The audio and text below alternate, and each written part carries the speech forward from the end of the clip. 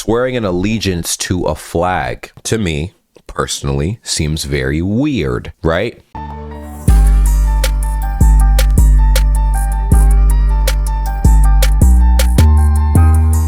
What is up, everybody? Welcome back to another amazing video. And today we're going to be reacting to 6 lies America told me about Europe. Ladies and gentlemen, I have a brief story to open up this video with. When I was 10 years old, I had called my grandmother on the phone and I told her that I had an interest in traveling to Germany. And you know what she told me?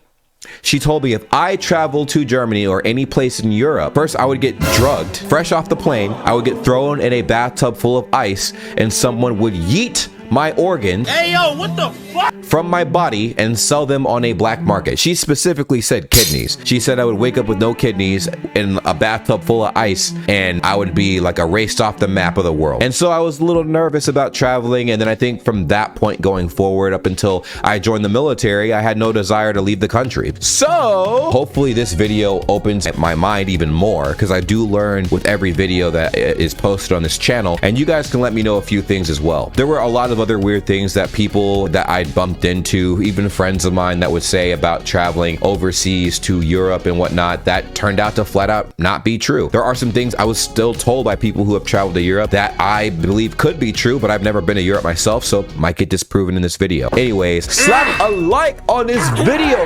bitte! Or I guess, gibt diesem Video ein Daumen hoch, bitte, right? Something like that. Let's go. Hey everybody, welcome back. International Carl doing another video for you. Now, this video, we're going to talk about a couple lies that the United States pushes into us as Americans growing up. I can't wait for him to talk about this. Lie number 1. This one is a funny one to me because in the United States, it's always, I don't care if you're a Democrat, I don't care if you're Republican, I don't care if you're independent, I don't care where you're at on the political spectrum. You're always going to have a politician telling you that they hate our freedoms. Yeah, you know what's crazy? I believed that for a little bit. I believed that for a little bit when I was in middle school. I'm like, damn, like, why do all these other countries hate our freedom? Why do they hate that we're so free? Why? And it's politicians like him telling us this shiznit. But as I got older and I grew the rest of my brain, I realized that was not the case. And actually, a lot of people were desiring to leave America and venture off and explore other parts of the world. That's the second part of my story. So the safest way, I figured I could travel across the world, visit all these places without ever having to leave my room, was using Google Maps. I remember when Google Maps first came out, and I used Google Maps Street View to travel to different places all over the world, and I would look at like buildings, I would look at structures and people and things and whatnot, and I would just get immersed in it. Assemble and disagree with each other. that's right, they hate us for our freedoms. Can you believe that? As if nowhere else in the world has any freedoms. Like Europe. You know, in Europe, they act like if you come to Europe, there's just no freedoms. What freedoms do I not have here in Europe?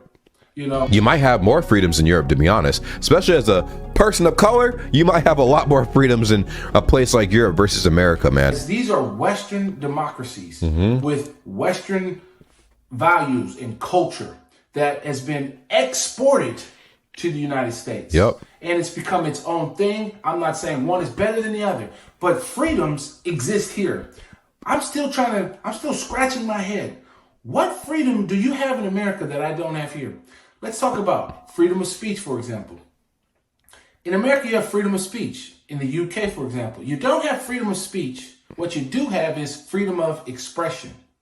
Slight different tweak, but let's give you an example. In America, you can be as racist as you want to somebody. You can walk up to me, walk up to any black person and say the N-word all day long if you want. Yeah, you can. In the UK, you really couldn't do that because at some point you will cross a fine line of inciting racial hatred. And that's what you guys are telling me a while back. You guys said that your freedom ends where someone else's begins, right? You cannot intersect your freedom on someone else. You can do what you want as long as it doesn't impede on another individual. If you're being malicious to a group of people, to a person, if you are doing things to suppress a person or a group of people, that's where your freedom ends. That shit stops. Okay. So I feel like even in America, that freedom of speech bullshit needs to be edited because there is a fine line with freedom of speech and manipulating that into freedom of, I can't use the word without getting yellow dollar sign. So Harris, but you know what I meant. To call somebody an N-word or call some Asian American some type of offensive word, by all means, you can have that freedom. I don't need that freedom. But other people in America talk about it like freedom for guns. Ooh, guns, guns, guns. They want to take your guns. Well, let's see. Here in the UK, can you have guns? Yes. Can you have a rifle? Yes. Can you have a handgun? Yes. What does the Second Amendment say in the United States? It's highly regulated. So what is it here in the UK? Guess what? It's highly regulated. There's lots of regulations around what type of gun, where you have to store that gun, where you have to keep the ammunition, what do you have to do for the maintenance of that gun? Highly regulated. So you still have the freedom to have a gun. All right, I'm going to say something that might be a little controversial, but I want to say it anyways. If you agree with me, cool. If you don't, I don't know what to tell you, Chief. I feel like America specializes in brainwashing. Do you guys agree with that statement? I talk about politicians specifically because they're the lawmakers and stuff like that. So when you have people in power, I feel like manipulation is a huge thing. So selling a story that is not true, selling an ideology that is not true, that doesn't exist, that is America's specialty, selling lies. Not to say that we have it horrible out here. There are some aspects that are very great, but I feel like America does this thing where it's very cloak and dagger with what is actually happening in our society. So if you define your freedoms as being able to have as many guns as you want in America, okay, fine, no argument. But I think that's a lie that they sell, that nobody here has any guns. Also, I'll say something else that's very controversial. Swearing an allegiance to a flag, to me, personally, seems very weird, right? One would think that if you are living in your country happily, you are happy to be a part of that country and you will support your country just because you want the area you live in to be a better place. Why do you need to pledge to a flag as a kid? Really, no matter what age group, but specifically as a child, to a flag in the morning before you go about your school day. That to me also is incredibly weird. That's what I think. But I know a lot of people will disagree with me, and you guys can let me know in the comments down below if you do. But respectfully, I think it's weird. I've always thought it was weird. I'm like, why are we pledging allegiance to a flag? I mean, I'm an American, whether I pledge to a flag or I don't. Not true. Number 2. Social housing is a bad thing. It's something that you're supposed to segregate from the rest of the population. So, for example, in America, especially in LA where I'm from, or Southern California where I'm from, social housing, Section 8. Well, that's usually in a separate side of the city, not being seen. I don't even know where it's at because where I grew up was nothing but beautiful homes, single family homes, no social housing. Where here in the UK, just in Europe in general, it's all sprinkled around you. For example, here in the UK, I live in a beautiful big house, beautiful executive style estate. Wow. I have a nice car, but guess what? On this estate and on several new estates, they all have social housing, and they do things that are different in the United States or that they do here in the UK that they wouldn't do or they don't do in the United States. You can be on social housing, but guess what? You can partially own that house. So that way you can be on... What? That's cool, because that wouldn't even be a remote possibility in America, man. There would have to be some backdoor way you would have to do it, like some finagling, some hard finagling to get into a position like that. But that's a big brain move. The track, so you can buy 10% of the home, 20% of the home, 50% of the home, and try to get all the way up to 100% of the home like me or you do. So that's a different strategy that they do so that social housing is good for everybody, because that way the kids get to interact with all people from all social and religious economic backgrounds. And you as an adult get to work and meet and mingle with people from all different backgrounds. I think the neighborhoods are better for it. They're safer for it. Less crime, because guess what? If you're in an executive style estate, well, guess what? You want to keep your home value high. You want to keep it nice and looking new. And that's going to put pressure on the social housing to also keep their house nice, keep the estate looking nice and new and fresh. So I think that's a myth, and I think that's something that should be revisited in the United States. Number 3, in America, they teach you this, that somehow being a hard worker means coming in early, staying late, never taking a vacation, and definitely don't call in sick. That is like the biggest mistake you could ever make, faux pas you can make. Literally, if you take time off, people give you shit about that all the time. Like, what do you need to take time off for? Why do you deserve time off? I'm like, bitch, I worked here. Mind your business, bitch. An example, when I was working for a large airframe manufacturer in the United States, I remember a friend of mine, we wanted to take 2 weeks off and go do something. Our managers looked at us like we were crazy because we wanted to have the audacity to take 2 weeks off. Yeah. And mind you, we didn't take any days off prior to that. We just wanted to take 2 weeks off in a year. Ask me how long it took for me to take vacation. Ask me. You could ask anybody I worked with. Ask me how long since I've been at this current base it took me to take leave, man. It took me 3 years. I went 3 years without taking any vacation days. The second I wanted to put in for some vacation days, man, I didn't get given a hard time, but people were like, whoa, what you doing? Why you taking, whoa, whoa, you know? But that's the culture out here. The culture out here is you need to work your butt off. But what happens is, and I'm smart, I know how it goes. Guess what you get for being a good worker? Guess what you get for being a great worker? Ding, ding, ding. More work. Your reward for being the best worker at your job here in America is more work. So we could go do something. They were like, no, rejected, slim that down to a week. Yep. I'm thinking, isn't that my time off to relax? Exactly. To recharge my batteries so I can come back to work? Better. No. Employers are so stupid. Here's the simple logic from a person with no college degree. I don't have any college degree, right? But even a person with no college degree can understand that if you give your workers time to recharge their batteries, they will come back and give you a quality product because they will have the energy to perform a great job at whatever it is that they're doing. Super basic common sense. Now, I think minds and hearts have changed a little bit in the United States back from when I started working, back in the early 2000s or mid 2000s, I should say. But that was a faux pas. Well, here in the United Kingdom and here in Europe, for example, it's encouraged to take time off. You get 20, 25 plus days off in mostly all European countries. I think by law in the European Union, you have to have 20 days off. So it's encouraged to take time off because either you use it or you lose it. And for example, I think Sweden, if I can find the article, it's on the screen now. But if not, Sweden is actually doing a trial where they're reducing the work hours to 6 hours to see if it increases productivity.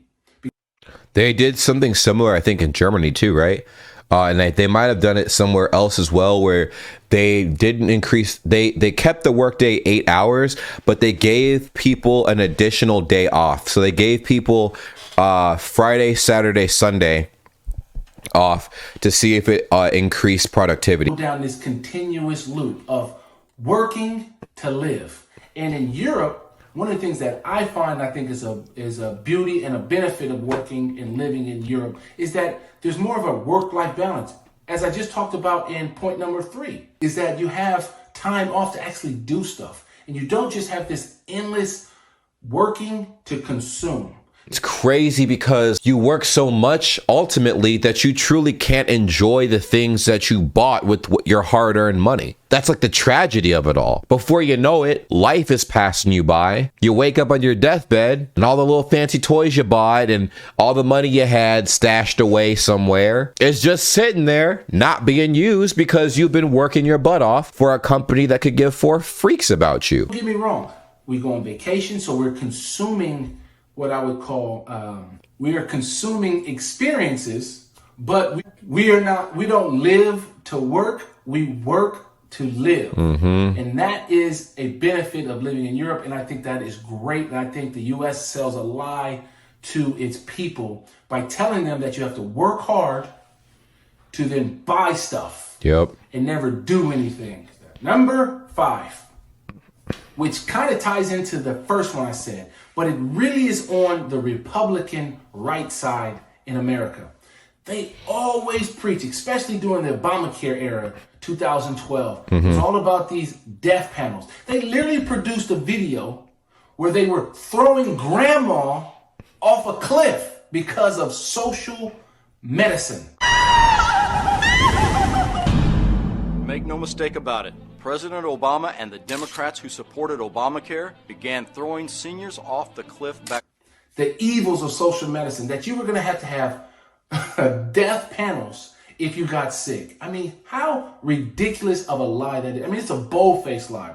Literally, but that's our political climate anyways. I hate watching political related shiznit here in America, man. Like, it's just because it's so painfully biased on either side. I just can't get into it, man. I can't, because I feel like it's like watching two toddlers go at it. Two toddlers with entirely different opinions just go head to head, man. I can't watch it, bro. Like, it's cringe to me. That's how politics, I think, is worldwide to some degree. But here, man, I'm like, bro, like, you really got to go out of your way, do some thorough research and stuff, and then see past all the BS they're spewing at each other when they get up there and start debating or putting commercials in your face or throwing, like, you know, slanderous propaganda in the form of television ads or online ads or something like that. It's crazy to me. I know myself, you can walk into any hospital in any country in Europe and there's not a single death penalty. What do you expect them to say? Oh, sorry, you had a heart attack last year, Mr. Carl, but since you had one last year, we're not going to treat you for this heart attack because the panel has refused your care. On a side note, you kind of already have that in America. You just have it through the insurance companies. Yep. Because guess what they do? Yep. Decide not to cover you. Yep. They say, it's a pre-existing condition. I don't think you can do that anymore, but they'll say that, or they'll find a way to deny coverage. They'll make it so high. You know what's ridiculous? You'll pay all that money into health insurance just for you to get a chronic illness or disease, and then that same health insurance that allegedly had your back the whole time is like, Sorry, we can't pay you. We can't cover this specific thing that's killing you right now because it was a pre-existing condition. It's a cost to do it that you have to do it out of pocket. And guess what? Now you're bankrupt. So that loops right back to number 1. How are you free if you have to live with the pressure of going bankrupt and not being able to pay your bills? Because guess what? You have the audacity to break your hip, get sick.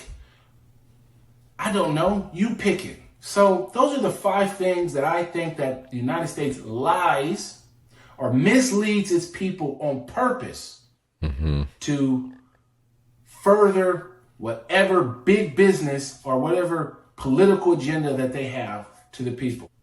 I'm going to leave you with a bonus one. Okay. Which is kind of strange if you look at it. Because number 6 is this.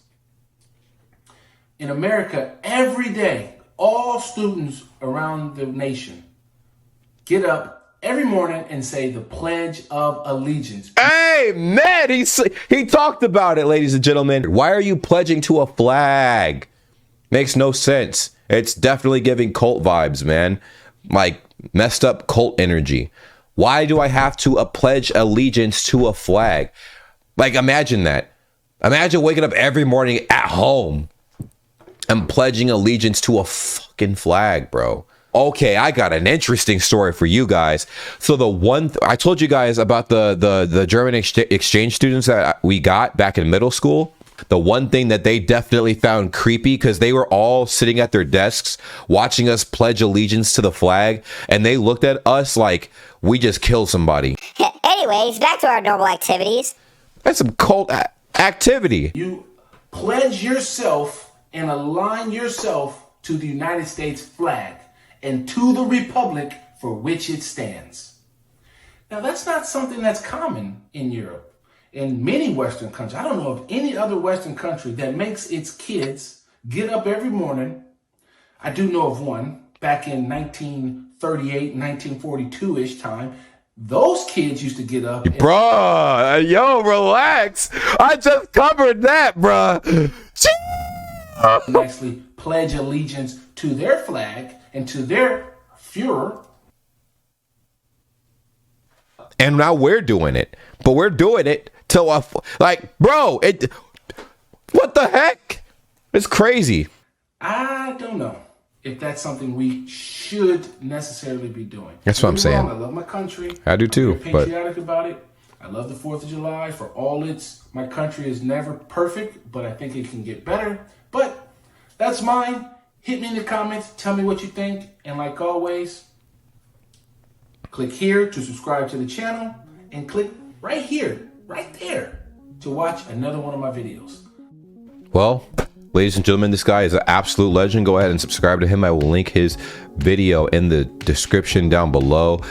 Very, very, very well said. All the points that he made were points I 1000% agree with. America is a weird place, man. Very weird place. Strange place. And honestly, the lies that were told to me as a child up until now that I've been able to debunk have been ridiculous, you know? And all it takes is a little bit of personal venturing, and then boom, you'll crack all the codes yourself. You know, let me know what you guys think. If you guys agree with any of these opinions, any of these experiences, if you guys have experiences of your own, let me know in the comments down below. If you were lied to, if you're an American person that was lied to about Europe, let me know what you were lied to about by another American in the comments down below. If you're a European person and you heard a weird little lie that an American told you about Europe, let me know in the comments down below. I would love to look over all of those and kind of like make another video off of this and whatnot. But yeah, I do love you guys, and make sure you guys don't forget to subscribe.